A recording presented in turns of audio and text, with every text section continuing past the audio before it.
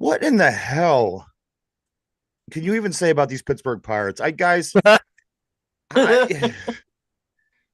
how do you say that you gave up without actually saying that you gave up? Can it be putting your top three pitchers out there against the Chicago Cubs? I'm talking Mitch Keller, I'm talking Jared Jones, I'm talking Paul Skeens, and I'm talking about giving up 41 runs in 3 days. Oh man. Yeah. Uh Pittsburgh Pirates, they were up 10-3 in the seventh inning. Sounds like a Steelers Bears game. 10-3, seventh inning. They lost 14-10. Oh my. An even bigger, even another football score, 14-10. David Bednar gives up 5 runs in the ninth inning. At some point, you'd think that it might have been a good idea to pull this guy. At some point, yeah, you would think if you were an actual baseball manager who actually had a feel for the game, you would have pulled him. Paul Skeens gets pulled after 82 pitches. Well, you have to save his arm for the playoff run. He had given up only 2 earned runs, pitched 5 innings, 82 pitches, but yet David Bednar on 2/3 of an inning in the ninth inning gave up 5 earned runs, couple walks, about 3 hits. Long story short, Rowdy Tellez has a better ERA than David Bednar Yeah. at this time. Wow. I don't even want to start with the Pirates. I'm so disgusted with this baseball team. I had to get that out of my system. I Yeah. had to, my God, the guy that Bellencourt, the catcher, he had 7 RBIs. Henry Davis for the season has 5. Yeah, that's not good out of your first overall draft pick. That's not good for anybody. That No, it's speaking of, he's batting 154. Ouch. they put O'Neill Cruz in the outfield. They got IKF at shortstop. Again, we'll get into this more in depth, but it's bad, guys. We have 1 month of baseball left, and God, Jesus, I'm so glad it's almost over Right. because they're like the ugly little brother, the baseball team in the city. So, I mean, you have a place in your heart for this team, Mm-hmm. and you don't want to see them get beat up. And if anybody's going to beat them up, it's you. You know what I mean? We're from here, and we'll Yeah. give them shit. But nobody's going to talk about our Pirates. But it is. It's like that little ugly brother. Get your ass home. Just go sit in the dark where no one has to look at you. Like, Good we're heavens, we're over you guys. Just be done. guys! And I'm not even over. Listen, this is how I would expect anybody to react after that particular game. Again, I go to what happened was I laid down in the afternoon yesterday, and the Pirates had pretty good control. Paul Skeens, and I thought, you know what, that Mm-hmm. this they're winning this game. Mike, they give up 41 runs against the Cubs. That's almost 14 runs a game. Yeah. That's not ideal. I'm just surprised we kept some of these games close as we did offensively. And the thing is, we put up 10 runs. Yeah, You should win that you should baseball win. game. Yeah, the most common score in baseball is 3-2. You think we would win a high scoring affair once in a while. 8 runs, 9, 10 runs should be enough. But no, no, not with the bullpen. Mike, and ultimately, we had the same amount of hits. We both had 16 hits this game. And I ended up, after I got home from the radio station last night, I ended up watching the game. They were replaying it on the sports channel.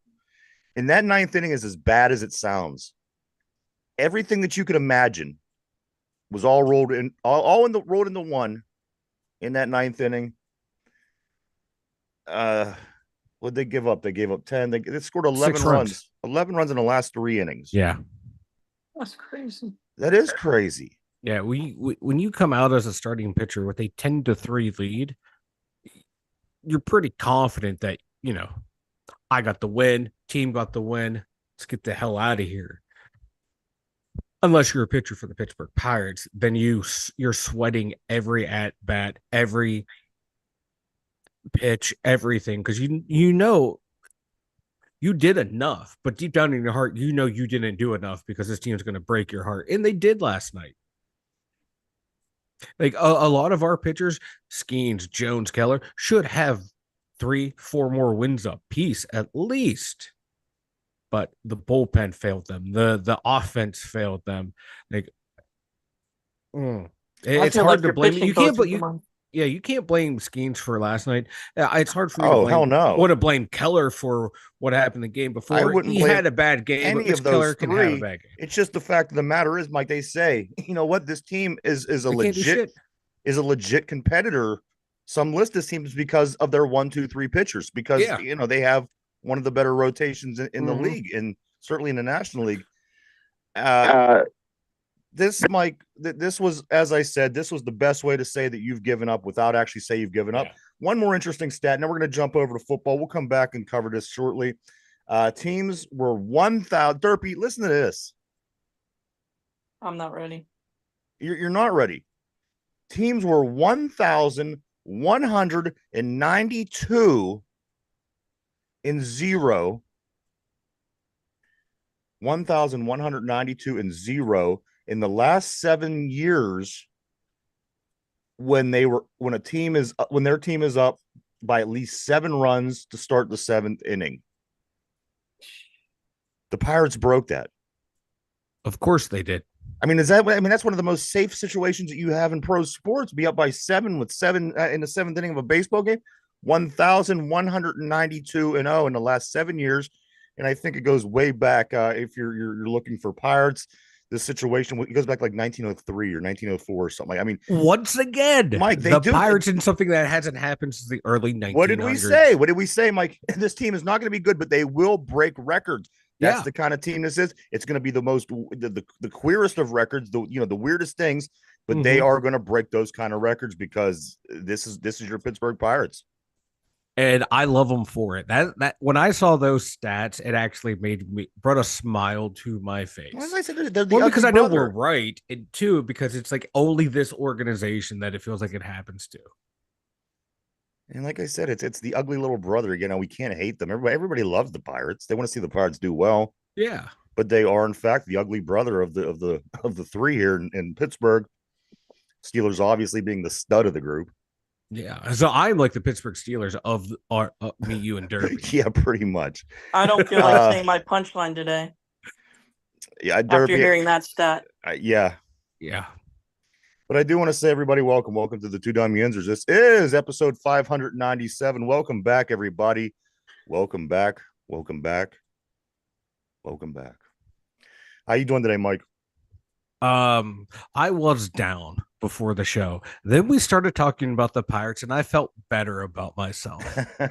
They are the cure for whatever is ailing you at the moment. That'll do it. Yeah, like all the pain I felt in my body just went away once we started talking about the Pirates. Derpy, how you doing, man? Better than the Pirates. Yeah, you sure are. I got my coffee in, ready to run through a wall. I tell you what, they're off today, and then they head up to your neck of the woods. They head up to Cleveland for a 3-game set. Again, I'm not going to go on with these Pirates. We'll get back to them at the end of the show where they belong. Push them way to the back of the line. Guys, let's talk some Pittsburgh Steelers. We got a lot of information that happened between yesterday and today. Yeah, quite a few big stories. I got to tell you. First of all, the big story, in my opinion, is the losing of Isaac Seumalo. He's to miss at least a month. Yeah, with this pectoral muscle injury. The good news is he doesn't need surgery. If he needed surgery, it would be a lot longer. We dodged that bullet. Let him heal. Let him. What is it? A sprain? Yeah, strain. So it's like he is our best offensive lineman. Yeah, by far. It couldn't come at a worse time. Yep. Because right now we have Broderick Jones struggling. The guy don't even know what side he's playing on. We don't have a legit number 2 wide receiver. We have a couple extension issues going on with Cam Hayward and with Pat Freiermuth. We have no corner slot. And to add insult to injury, Isaac Seumalo goes down at least a month. I'm thinking maybe more. I'm thinking that I'm not going to put the devastating injury question on the Yeah, you It's all don't your have fault, to. on Ryan. the It's all over your and under fault. this for this game. I'm not going to do You, it. We yeah, can't you afford it. don't We don't have have any. to. We We have don't no have anyone players else left. to get hurt. Well, good news though is Troy Fatano is going to start practice Monday. Good. Yeah, So he said he plans on playing in the opening game as well. So, yeah, I mean that's a good sign. But again, the guy hasn't. I mean, he hasn't really played any NFL snaps. yeah. I mean, it was a handful in the first game, but that was Yeah. it. Yeah, what we thought was going to be a strength coming into this season, because you'd figure, okay, after the draft and for preseason, the only new starter on the line would be Frazier. You'd still run out there with Dan Moore and Broderick Jones as your tackles, ease Fatano into it. Frazier would have time to come along, the line would be good. Now it's like, ooh, I'm kind of worried about the O line, because like Brian just asked on the board, who's going to start? Are you going to start Mason McCormick, or are you going to start Spencer Anderson, who both played well in the preseason? I think you got to start Spencer Anderson. I'm Get more sorry. experience. Yeah. I mean, you have to go with experience at this point. I mean, the line is at such a disarray right now. I think you have to go with the experience. I don't think that you want to throw another rookie into this situation, as well as he performed, and as much as we do expect from this young man moving forward. Guys, I think with what's going on and all the issues, I think you need the most experienced guy. Is it going to make that much of a difference? I don't know, but I mean, come Yeah, on, you like got again your number one pick who hasn't played any meaningful snaps in the NFL, gets injured in the first game of the preseason. He's coming back just before the game here, and he says he's going to play. Broderick Jones again. Come on, nobody quite figure out what's going on with him, especially him. That's the scary part. You lose Isaac Seumalo. You have a rookie center starting. I would think you have to go with the experience, Mike, and it's not much. it's not much, like Oh, what a no. handful of snaps last year when he was activated on the roster, but at least he's been in the system. He's the guy for with the a most while. experience. Yeah, that's that. Yeah. O line depth gets kind of shaky on most teams, because usually you have your top line, and then after that, a couple guys. But it's going to be rough on this O line. I thought they were going to come and be a strength of this team, because even though we were going to start Frazier, at least you had Siamalu and James Daniels next to him, two experienced guards, two guys that know what they're doing. Now you lose your best one, and then you're plugging in another more or less rookie next to him. This line could have like almost three rookies, quote unquote, starting week one. Alongside, And none of them are going to, and I don't know. I just, you pair that up with a couple of quarterbacks who were the quarterbacks that hold on to the ball the longest. yeah. And a team of receivers that really don't. I mean, come on, geez, oh man, guys. You do have Jalen Warren coming back off of his injury; he'll be ready to go.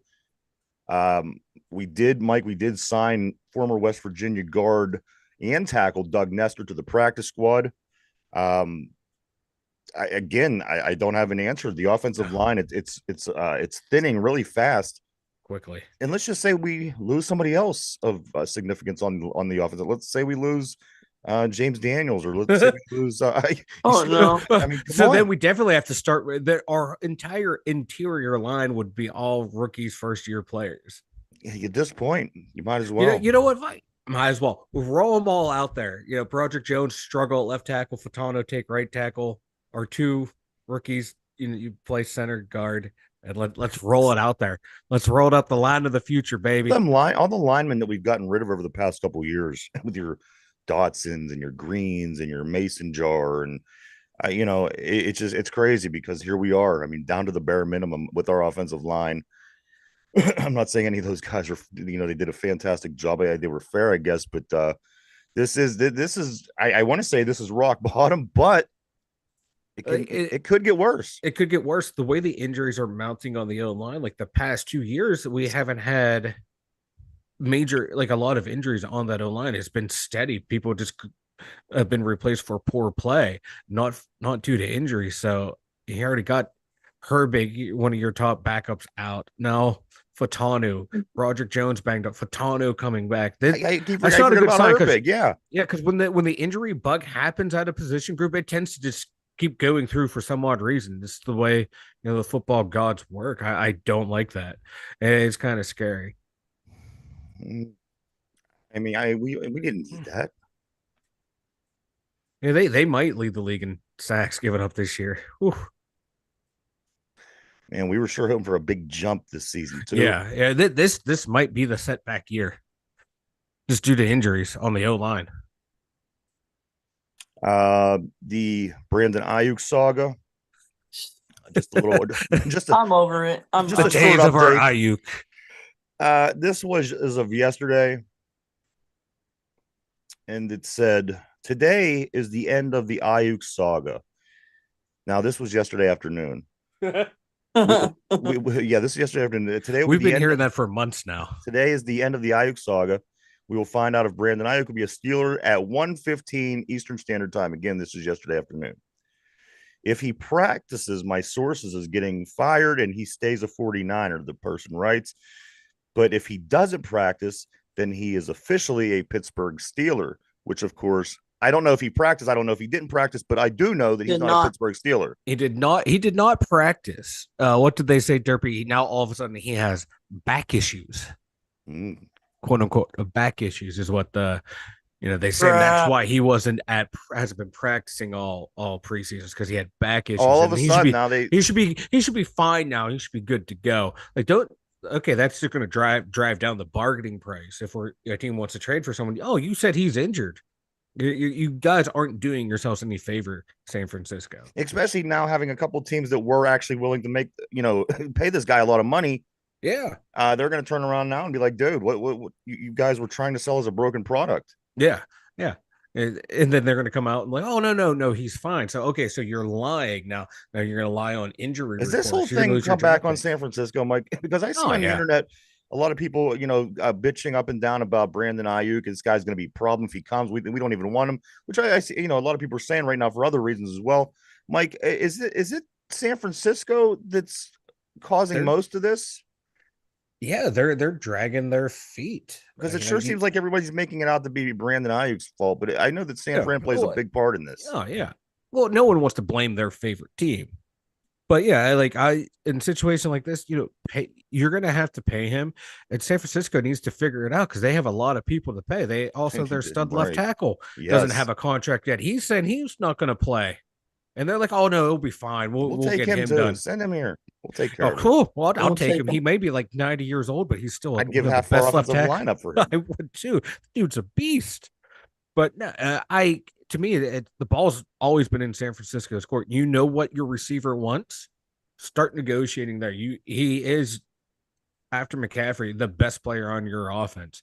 Like, what's Deebo Samuel's run routes? He's not getting himself open. Watch Ayuk run around. He can get himself open. The thing is, they have an abundance of very good players. With George Kittle and as you said, Deebo and Brandon Ayuk and Christian McCaffrey, and that's they're loaded. But Ayuk, he's only been in the league 4 years now. One of the better receivers in the league. He's going to be around a whole hell of a lot longer than Deebo Samuel's.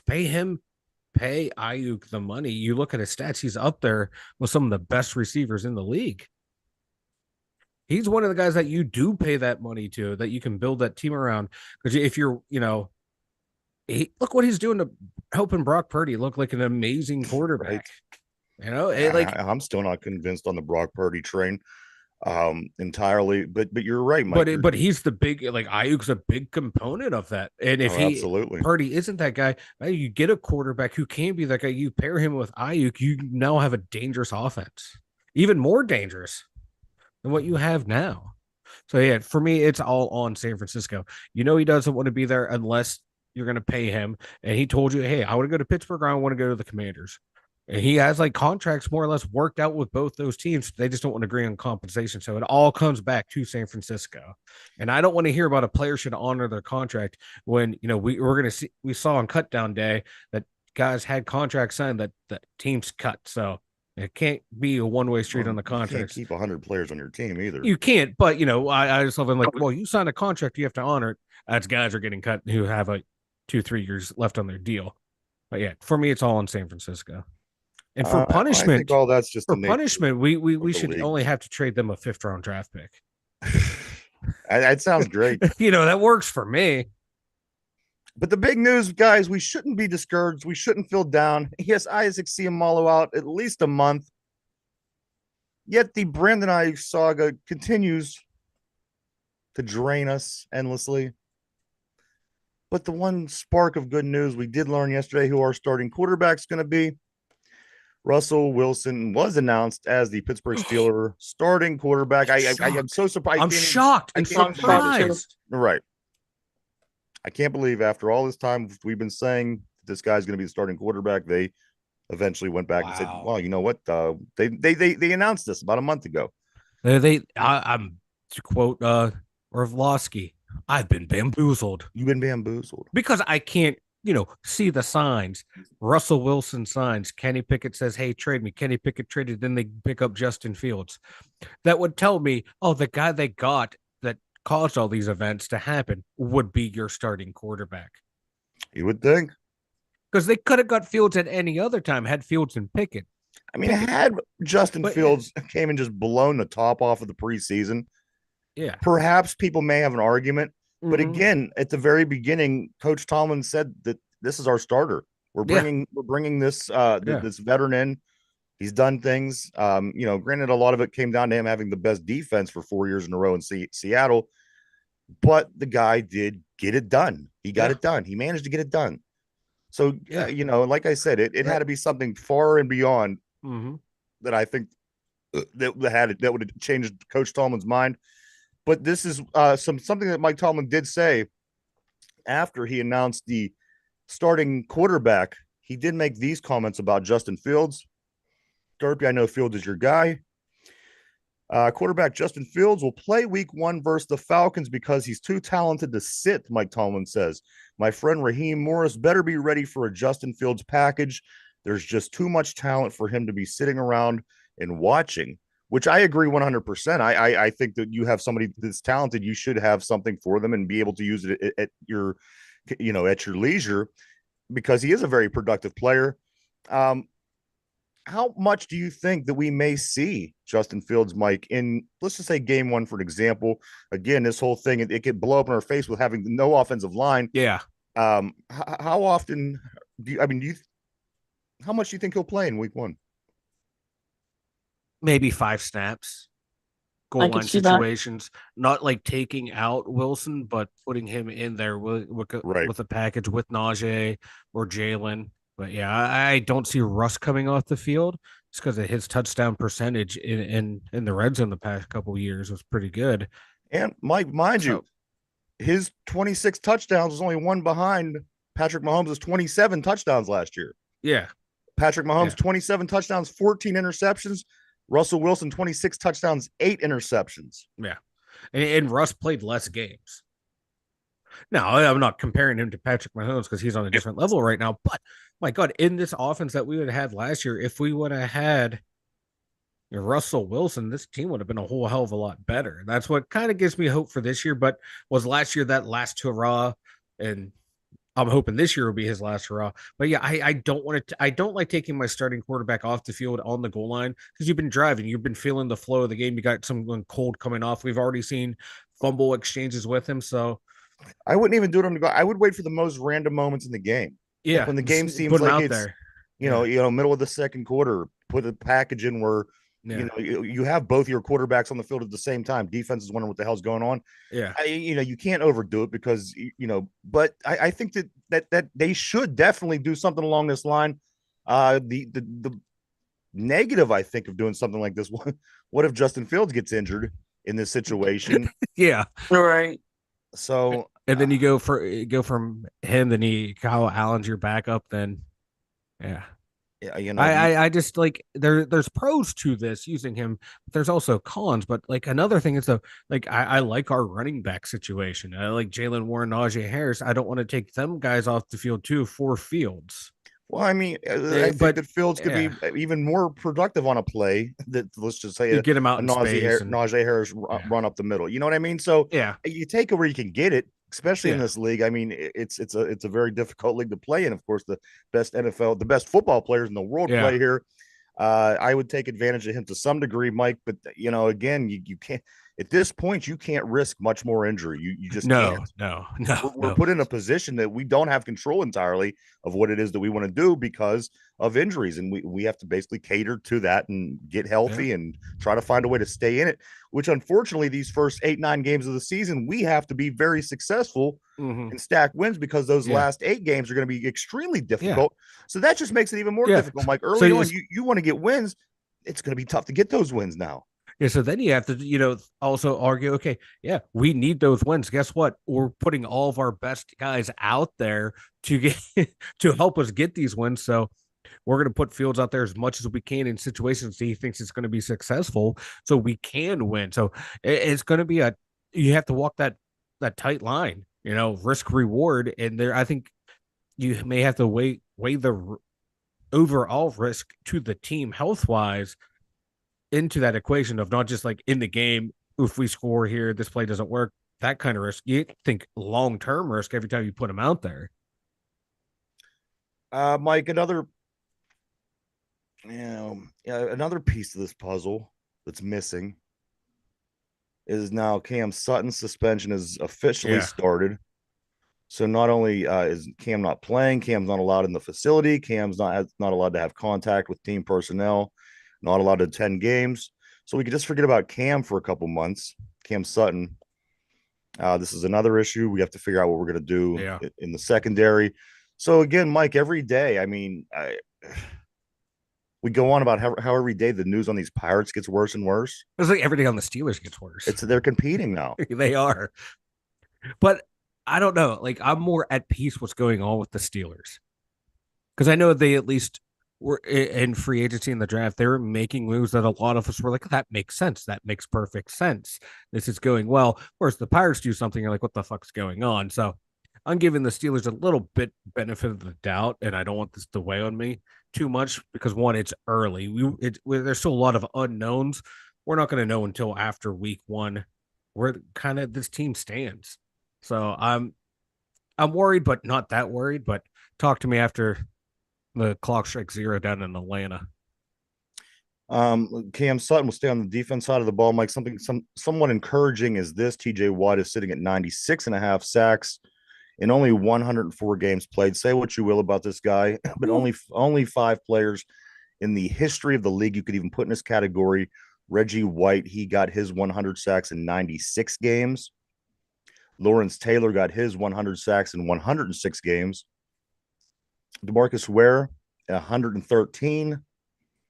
Bruce Smith in 115. And J.J. Watt, the older brother of TJ, in 120 games. So, within a couple games, Mike, TJ Watt can be sitting amongst, in that group of the top 5 sackers, I guess you would call it. Sackers? Edge rushers. But, to get to that 100 sack mark, I mean, so that's encouraging. We can enjoy that. We got that going. No, we got a fun little countdown to go through to keep us going through the misery that's going to happen this season. Mike, and this team, at this point, looking down the road, is there any chance this team finishes 500 or better? I think there is. I think there is. Russ has been there, done that. A lot of the, these Steelers, we haven't had a lot of success, but we have been able to fight and claw until every game be meaningful up until the end of the season. I think they're just built that way. Now, if the injury bug keeps going through the team, that's going to be a different story. But I think if they can stay relatively healthy, can't we be built another way for once? I'm getting tired of this team struggling. I know. Heart attacks and every win that you get. Can't we build this team another way for one? Well, just once. I think that we were seeing that in this draft, getting offensive linemen to get in the first round, getting a receiver in the second round, trying to land Brandon Ayuk. Like, they're trying to upgrade the offense, but still keep it the stellar way because that's what the owner wants. You can see that I can see their plan, what they want to do. If they can get Ayuk, that's going to be huge. And I think that's what killed them in the offseason. They weren't able to get that other receiver to where they could have a more potent offense, an offense that's not going to struggle to score 14 points, an offense that can score 21 to 27 points a game. And like you have the running backs there. Conceivably, you have the tight end there. Hopefully, you have the quarterback there. It's that receiver position. That was the missing piece they weren't able to get. So I see what they want to do, but will it transpire the way they want it to? Probably not. Atlanta, week 1, in Denver, week 2, come home to play the Chargers in week 3. Mike, those first 3 games, what do you predict that record I be after I 3 knew you were games? going to ask that because I can see it anywhere between 0-3 and 3-0. I can see it, 1-2, 2-1. I just don't know right now with this team. I'm I would leaning agree. towards 2-1. I think we're going to lose that first one. We'll rebound and win the next 2 weeks, but I think you're giving too much credit to Atlanta. For some reason, I see us I don't winning know. that one. I like a lot of their pieces that they have there. I think they're going to be motivated. I don't think a lot of those guys down there liked Artie Smith. So I think they're going to use that as a rally against him and to help, get themselves fired up. So in week 1, we take all the Atlanta Falcons scraps that we picked up this offseason and take it down to Atlanta. You think it's you think that we could probably lose that one if I think we're yeah. I just yeah. I think the I Chargers would be the game a game that we're going to lose. Um, I hope I'm wrong. mhm. For some reason, nobody's saying Denver, so maybe we could all agree on that, and hopefully, Unless they all rally against their hatred of Russell Wilson. yeah. And what about? I mean, wouldn't that be the most fitting storyline? This guy, we're still paying him, and he's losing. You know what I mean? Like Yeah. he's still helping them, basically. Yeah. I could just feel these storyline. It didn't feel like it was going to be one of these years, but it feels like It it's going did to be it. one of these years. Yeah. Now is that just us coming down from over expectations or us just That's a lot of down. That's a for lot of bracing down. ourselves for maybe some disappointment that we Usually, don't if want you to have face? one down or 2 downs, Yeah, you I could. know. It's just the list goes on. Yeah, because if they were able to land any receiver in free agency, I would be feeling a whole lot better. Because I think when they traded Deontay, they had a plan to replace him in free agency, but I think what they were willing to pay receivers was too much. But now they're going to go out and get Brandon Ayuk and pay him whatever he wants. So Let me it's ask you, Derpy. Derpy, do you think that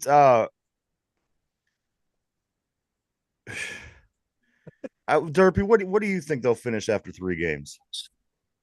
I say 2-1. Do you really? Yeah. I hope you guys are right. I'm not feeling it. I'm really not feeling it. And again, we thought that this was again supposed to be a nice a year to move forward a little bit, getting these guys. Derby, let me ask you another question. Mike was just talking about Deontay Johnson getting traded off. I always say to myself, I'm okay with that. I know that we have a receiver situation, but there was just something about the guy, and he may be a great guy in real life. I don't know, but there was just something about his what's the word I'm looking for? His posture on the field, his body language. body language is exactly what I'm looking for. Yeah. And things like that. And I'm kind of glad to be by him. And I think, things are going to get better at the receiver position one day. But Derby, let me ask you, if you could go back and change that and have Deontay Johnson on this team, would you do that? Or are you on the same page that I'm at where I'm just kind of over him and I'm ready to move forward no matter what it takes? I mean, it's debatable. I'm over it. You're over Deontay Johnson? Yes. Brian on the board. Brian is good morning, Brian. He says Van Jefferson's breakout season. So, I would agree. but again, think of that Ross. Think of the wide receiver room, Derpy. George Pickens, Van Jefferson, Scotty Miller, Calvin Austin III, and who am I missing, Mike? Wow. Roman Wilson. Roman Wilson. Yeah, when he yeah.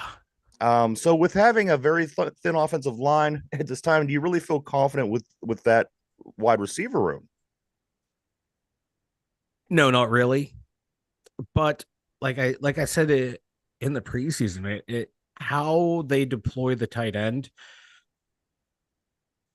will go a long way for how I'm going to view the receiver room, because if they Like can that get might be all they have left when this thing. yeah, because if they can get Fryermuth involved in, and then get Washington involved in the pass game, okay, that's gonna take responsibility off the receivers. So we don't have to lean on them as heavily. But I don't know. I really didn't see it a whole lot in the preseason. I know we had a couple nice passes to the tight end, but I want to see that.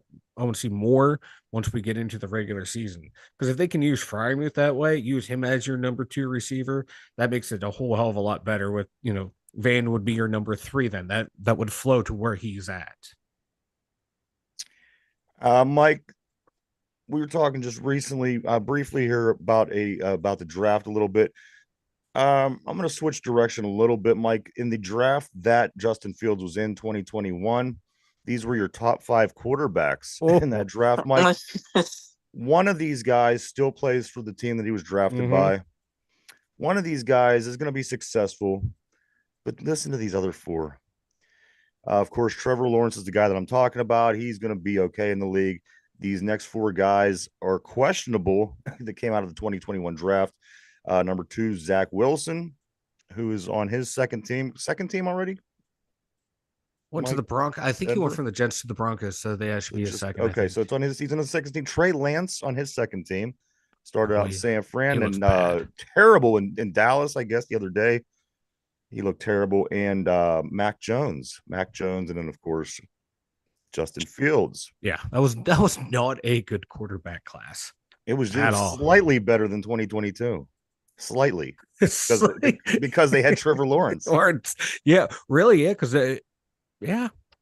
Without him, this is another terrible draft class. Yeah, it's like, I understand you have to get quarterbacks, you get them early, get them on that nice 5-year rookie contract, but if you miss, you're screwed. Yeah, you're scrambling, and you're seeing that with a lot of those teams that they were drafted from. And real quick, you want to talk about receiver rooms? Everyone's poo-pooing on the Steelers. I really don't. But yeah, go ahead. The Baltimore Ravens. You got Zay Flowers, Rashad Bateman, who's a bust, Nelson Aguilar, who's a bust, Deontay Hardy, who, Tylan Wallace, who, Devontae Walker, who, but at least, they have Mark Andrews at tight end. And a running back at quarterback. No, they got a good quarterback. Why are you telling me about this? No, I was just like putting it into perspective out there we're not the only ones with a shitty wide receiver room. Well, it is very shitty. Hey, Pittsburgh and Baltimore always mirror each other, okay? But did you know, Mike, according to the NFL on CBS, we do have a chance and we do have odds for being the team that wins the AFC this year. Guys, listen to the odds in the AFC of winning going to the AFC Championship game. Kansas City, of course, is a plus 325 at the very top. The Texans at a plus 800. Number 3, the Ravens, 550 of plus 550 to win the AFC. The Jets, a plus 1,000. The Bengals, a plus 700. The Steelers, a plus 2,200. The Browns, a plus 2,000. All other teams, including the Buffalo Bills, Mike Derpy lands less than 5% in this particular number. This is according to NFL on CBS. So whatever you place into that, there you go, Mike. Plus 2,200, the Pittsburgh Steelers. I don't see anybody on this list being the team except for Kansas City. I'm going to be honest with you, Michael. Yeah. I mean, maybe the Ravens or the Texans, but nobody, in my opinion, could get it done the way that Kansas City gets it done. No. They could very well be going for that 3rd in a row this year, guys. Very well. Yeah, they lost a couple key pieces on that defense, but my God, as long as you have Patrick Mahomes and Travis Kelce healthy, there's no one stopping them. There's no one stopping them. We saw last year they had a down year and waltzed right into another freaking Super Bowl. Yeah, and they upgraded the receiver core. Hollywood Brown's hurt, but my God, it is hard. How difficult. I mean, we've seen 8 of them. We won 6 of them. You know how difficult it is. Yeah, and to see Patrick Mahomes go in there and just do what he does, I mean, it's truly unbelievable. I hate him. I love him, but I hate him. Now, quick question: if they pull off the 3-peat, where does that rank this dynasty? Where does Mahomes rank already if he gets a 3-peat? That's a lot of ifs. Yeah, I know. We'll wait till when we get. We'll see when we get there. We cross that road. We'll make that There's decision. We'll plant that little seed back there in your brains, boys. So, also, guys, I do have Mike. You want another quick NFL list I found here? Oh hell, I love Fox my NFL. Fox NFL top 10 running backs in the league. That sounds fun, right? Top 10 running backs in the league, according to Fox NFL. Number 10, going from 10 to 1, Nick Chubb. Number 9, Josh Jacobs. Number 8, Kyron Williams. Number 7, Jahmyr Gibbs. Number 6, Jonathan Taylor. Yeah. Number 5, Breece Hall. Ooh, I think he might be bumping up into that list this year, that upper echelon. Number 4, Dijon Robinson. That kid, he's going to be a young Le'Veon Bell. I love watching him play. Saquon Barkley. Number 2, Derrick Henry. Yeah. He's old, but he still gets it done. Number 1, Christian McCaffrey. Yeah. I don't think you can really argue this list. No. I think that one of our 2 running backs should be somewhere right around that 9, 10, 11 area. Yeah. But this list is pretty accurate. It's a really good list too. Yeah. Like I said, Breece Hall, if he can stay healthy again, he was healthy last year. He blew his knee out his rookie year, but in that offense, my God, that kid's going to be fun to watch. And like Bijan Robinson, like I said, if you haven't watched him play, watch him. I hope he doesn't do anything good in week 1 against us, but just watching him play and run, he reminds me of Le'Veon Bell, Saquon Barkley, the way that body control and this make you miss, and then can also duck the shoulder if needed. I can't wait to see Saquon Barkley now that he's not in the Giants. This is truly going to be fun because I've been hearing how good this guy is since he's came into the league. He's been a Giant. You don't know. You don't care. Yeah, nobody pays attention. You watch him play. He's running 12 yards to gain 2 because the team sucks in front of him. So I'm definitely he gets hurt a lot though. He has an injury bug. All right, it's because he's physical. It's because he's physical and gets up in there, Derpy. So we're going to talk more about Penn State here in a second, Mike. I do have. Do we have to? But let me finish up with what's going on in the NFL, Mike. Dalvin Cook is going to the Dallas Cowboys. Dalvin Cook, just another piece added after they signed the big deal to CeeDee Lamb just 2 days ago. Dallas, they're trying to make a run, Mike. Dak, they're getting to the end of the rope with Dak Prescott. Are we going to be able to do it with this guy? Or are we not going to be able to do it with this guy? So I think that this year is going to tell a lot about the Dallas Cowboys. Yeah. According to the Cowboys fans, it's always their year. It's the year, baby. But I got to see. I want to see what this team could do, Mike. Again, you bring in Dalvin Cook. This team's serious. They're trying to win some football games. They've been out of it for 30 years. This will be 30 years next year. Yeah. So the Cowboys, Jerry Jones, he can't have much longer either. Come on. I mean, the guy was old when we were playing them in Super Bowl 30. So Dallas Cowboys, Mike. If this is the Dalvin Cook that we saw 3 years ago up in Minnesota, great signing. But if this is the Dalvin Cook we saw the past 2 years bouncing around the league and truly is just, like unfortunately happens with running backs, just dropped off, it's a bad move because really they have no running backs, Right? Wait, well, who is their starter, Derpy? Oh, God. I forgot his name. He was actually pretty good. Derpy, it's not Elliott. I think Derpy said it, but you kept over. Yeah, Zeke Elliott. I forgot Zeke is their starter. He's still on their team. He came back, and if you can get Zeke from 6 years ago, Dalvin from 3 years ago, nice running back room. But now, no. Yeah. I thought he was where he was in New England, right? Oh, yeah, because I didn't see him go back. I don't know when that happened. Yeah, because he had the running back who replaced him. He was doing well. I don't know what happened last year with that team.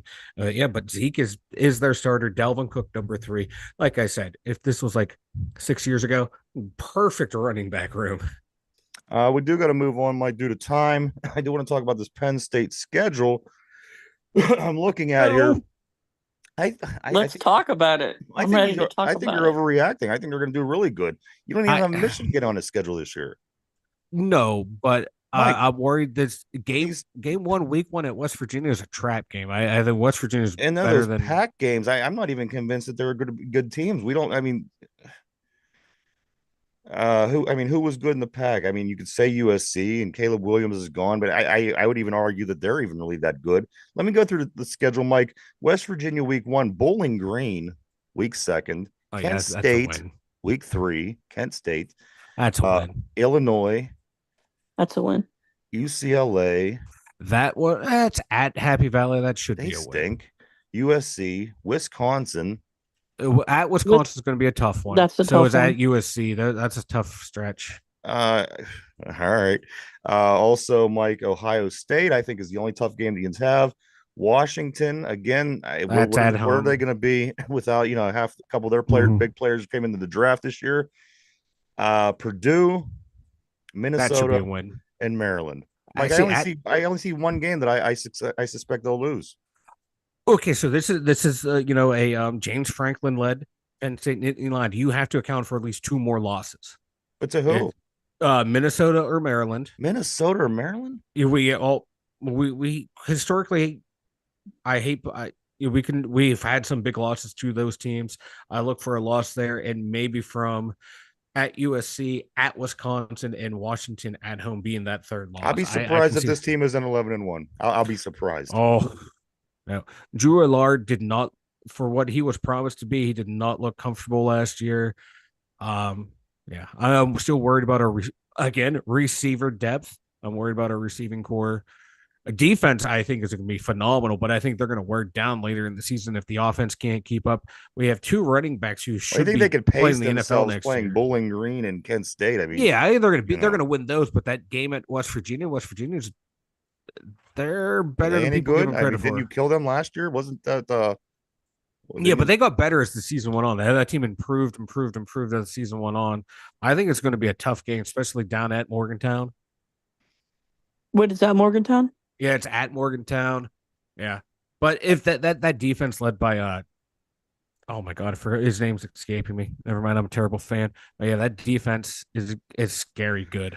Derpy, I think it's their edge Derpy's team is playing Akron or something like that. Yeah, so I can't give them too much. Yeah, shit. Derpy. We schedule a Big 12. But I don't understand why Michigan's not. I think it's when you have Penn State the expansion, basically your 3 best teams in the Big Ten.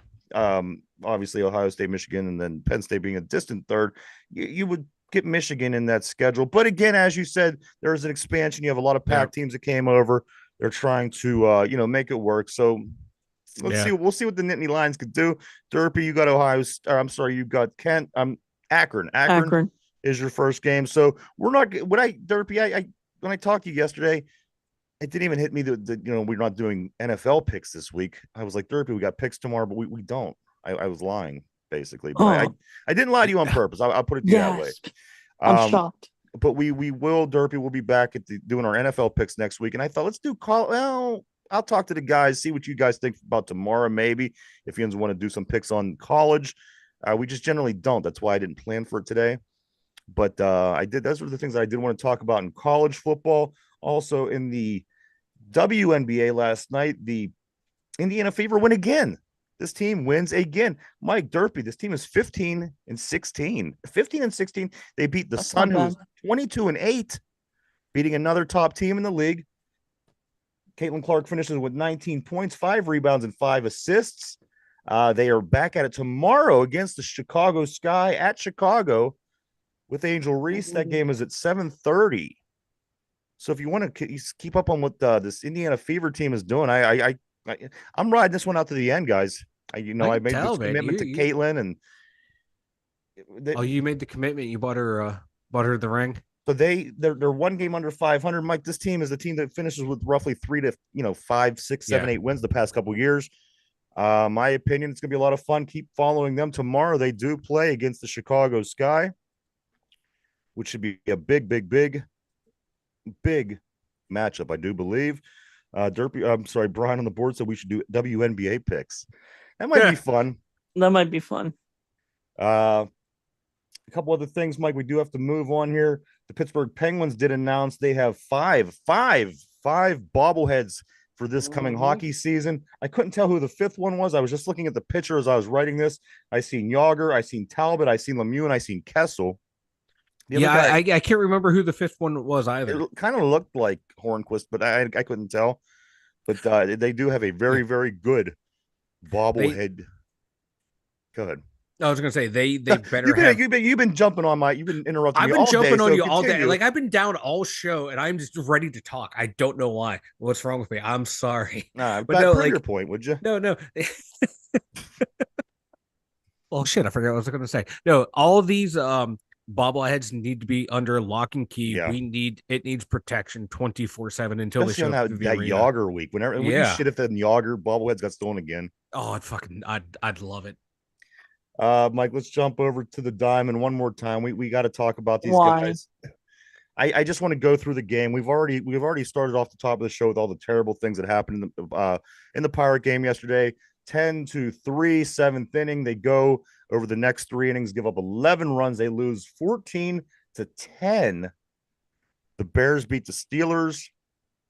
The Buccos dropped 62-71. 62-71. The Cubs, who were under 500 coming into the series against the Pirates, now are 2 games over 500.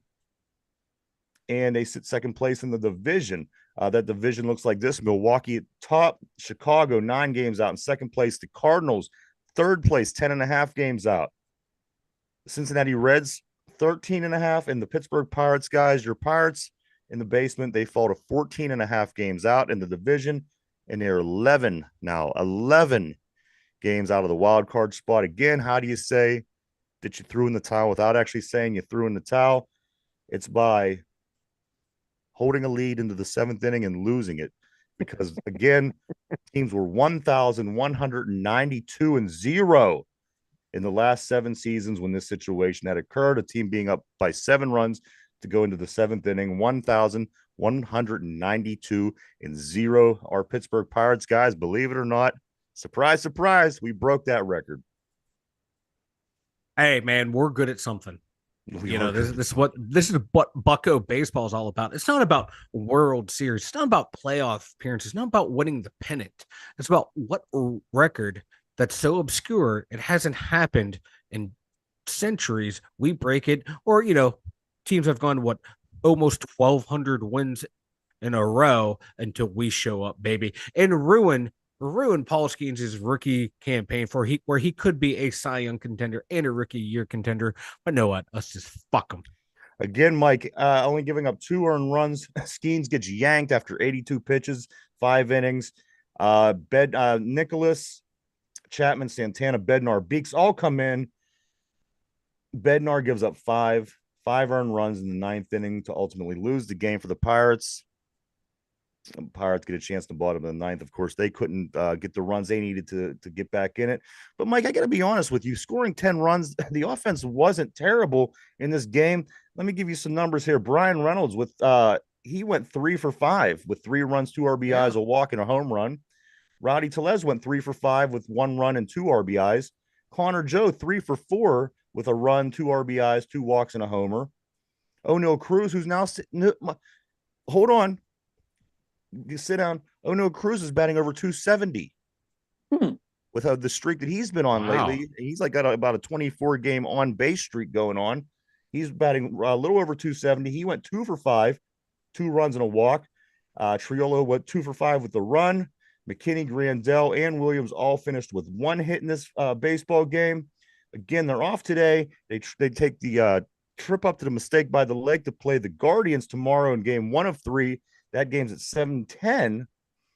The starters will be Bailey Falter. He'll come in with a 6-7 record and a 4.25, 79 strikeouts on the season. He'll be facing off against Ben Lively. Ben Lively is 11-8 with a 3.62 and 102 strikeouts on the season. As the weekend plays out, Ortiz will pitch on Saturday, and Keller will pitch on Sunday. So there's your Pirates, guys. After that, there's a lot of easy games. But again, so was the Chicago series. This was supposed to be an easier series. They gave up 41 runs in 3 games. 41 runs in 3 games. That's unthinkable for a team that puts their 3 aces on the hill to let up 41 runs in those 3 games. Unbelievable. That's Let's insane. see. That's insane. P, That should not happen. no. P says, dang, either Jesus or the devil hates the Pirates. Pirates took a 7 inning. Yeah. Yeah. As a professional athlete doing that heroin sesh, not a good call. Yeah. Musicians, great call. Athletes, IKF was terrible at shortstop. Oh, I thought he God. would be fair. Boy, he was. I dive for a ball, dude. I don't know. You put O'Neal Cruz in center field because he stinks. Now IKF stinks. Oh, I love it, baby. I love it. I would love it if you'd tell everybody about the website. Go check it out, everyone. Sources are saying if you head over to the2dumbyensers.com, you'll find the links to all of Ryan and I's social media. Not Derpy's because I don't know. He's stingy, won't share them. You'll also find the blog over there. Yes, I'm taking a break until the season starts. So yeah, it will be updated probably Steeler week, baby. Next week when games start, right? Yeah. Check that out all over at the2dumbyensers.com. Go check it out, everybody. www.the2dumbyensers.com. That's www.the2dumbyensers.com. Mike, I'm sticking with the course here. We're gonna go with the Atlanta Falcons trivia. That is who the Steelers play next. Derpy, Mike, put your thinking caps on, guys on the board. Here we go. Better known as Prime Time or Coach Prime, Deion Sanders started his career with the Atlanta Falcons.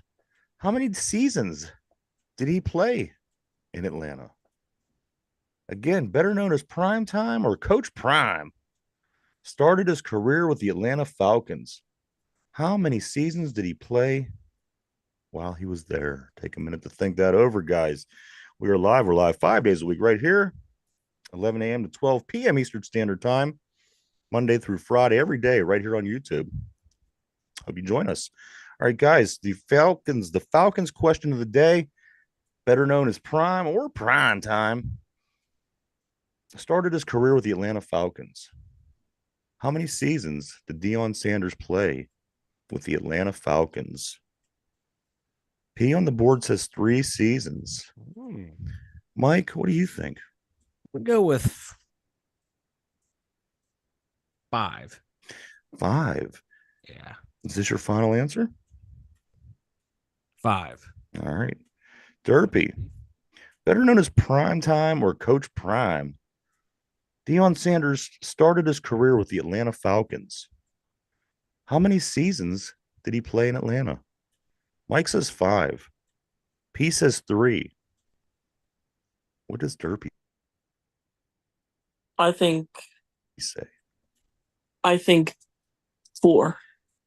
4. Interesting. Is that your final answer? Yes, sir. All right.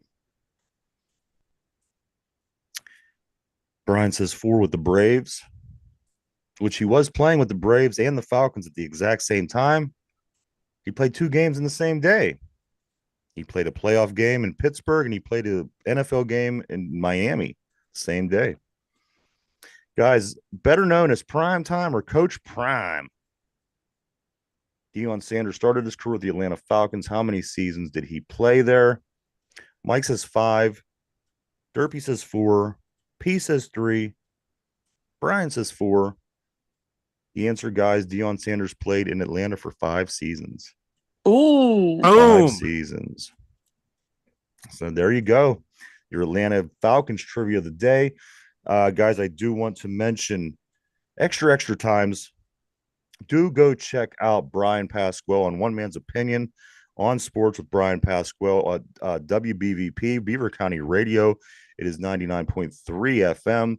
Go check him out every Wednesday night between 5 and 7 o'clock during football season. It is a 2-hour show every Wednesday night, 5 to 7, all throughout football season. Again, you're going to want to, you could either go to the radio station itself, you could go to the website where it's WBVP, or you could check him out also on Facebook and YouTube where his show is live every Wednesday from 5 to 7, and it is posted for the rest of time. So if you miss it, you could always go onto YouTube or Facebook and just go to WBVP Radio, Beaver County Radio. go down. You'll be able to find his show again, One Man's Opinion on Sports with Brian Pasquale. I recommend that you go check it out. And he does a lot for us on his show as well. So I do want to thank him for that, and go check him out. You're not going to be disappointed. Again, 2 hours starting this coming week. Next week. Today's Thursday, of course. The next Wednesday will be a 2-hour show all the way through football season. So do check him out over on WBVP Radio. That's going to be awesome. 2 hours. It really is. I can't wait. Super excited about that. Mike, you got anything before we wrap things up? Because I have something a little special here that I'm going to finish up with. Yeah, I got nothing. Well, I want you to finish before me because I want to kind of finish. No, I am good. I'm good. Derpy, anything before we wrap it up? Welcome back, college football. All right, I dig. I'm ready for college football. All right, guys, this is the Throwback Thursday. Something I'm starting new, and for a little while at least, on the show. I'm going to bring something back through the first. We are, guys, almost to episode 600. Let me paint the picture for you if I can. We're at episode 597. So I went back and I was going through some of the things that we've collected through the first year of doing the show. And what I got today, it's basically like show and tell. What I'm going to present today for show and tell for Throwback Thursday, guys, from season 1 of the Two Dumb Yinzers, these paintbrushes. Oh, no. These paintbrushes is Throwback Thursday for today. What's the significance to these paintbrushes? Mike, can you paint the picture and tell what these paintbrushes, what the significance of these paintbrushes are? Oh, I can do that for you, ladies and gentlemen. Ryan and I have painted some boobies. That's right. Our very first Valentine's show, we did have a model come into the studio when we were all in the same studio at one time. And on Valentine's Day, this model let us paint hearts on her nipples. And it was a lot of fun. Guys, again, all of our old shows, they're all on, you could go back on YouTube, Spotify. You could pull up anything that we've, anything that we've done. This is from season 1. These two paintbrushes. Mike did have the yellow. I had the blue. And we did, in fact, paint big, big hearts on her boobs, naked boobs. And I just wanted, as I said, Mike, every Thursday now, I'm going to bring something from an old show from season 1 because we gained a lot of different things. And so this week I did start it off. These are the booby paintbrushes that has not painted anything since that moment. So what you see is I don't want to know what you're doing with those paintbrushes. So there you go. That's what I wanted. That was my special thing for today. Derpy, Mike, now with that being said, anything else before we get ready to wrap it up? No, that is the perfect note to end the show on. Derpy already clocked out. Yeah, Derpy's done after that story. He's like, I'm out. No, good. The Pirates suck. There you go. All right, there you go. It isn't even about 162 anymore, is it, Derpy? No, it is not. All right, guys. I do want to say thank you, everybody, for coming and hanging out and checking us out today. We appreciate each and every one of you. We really, really, really do. We wouldn't do it without you. Glad to see everybody back. Everybody on the board, I do want to say thank you so much for participating. You guys always keep things interesting. Guys, we have really not too much going on tonight as far as sports. The Fever back at it for the WNBA. That's tomorrow night against the Sky. The Pirates are off today. They head off to Cleveland to play tomorrow night. Steelers, of course, we still have a little bit of time. Maybe we could get healthy. So, everybody, I just hope that you have a great day. You stay safe. Try to stay cool because the weather is getting ignorant here. I got to tell you, it's impressive out there. I was getting used to it, and then it got cool, and now it's getting hot again. So it's like starting all over. So just try to keep cool, everybody. P says, if you didn't gain split custody, y'all are winning. I think he's talking about the paintbrushes. But again, thank you everybody for coming in and hang out. We do appreciate you. Not, as I said, not too much going on, but going into the weekend tomorrow, we'll have a lot of college football to talk about. A lot of sports actually going into the weekend. So we will make sure to be prepared for that tomorrow. But for the Two Dumb Yinzers, Mike in the Steeler Central Mobile Studio, Derpy, myself, the Two Dumb Yinzers, everybody have a great day. We'll see you tomorrow at the same time. Have a good one.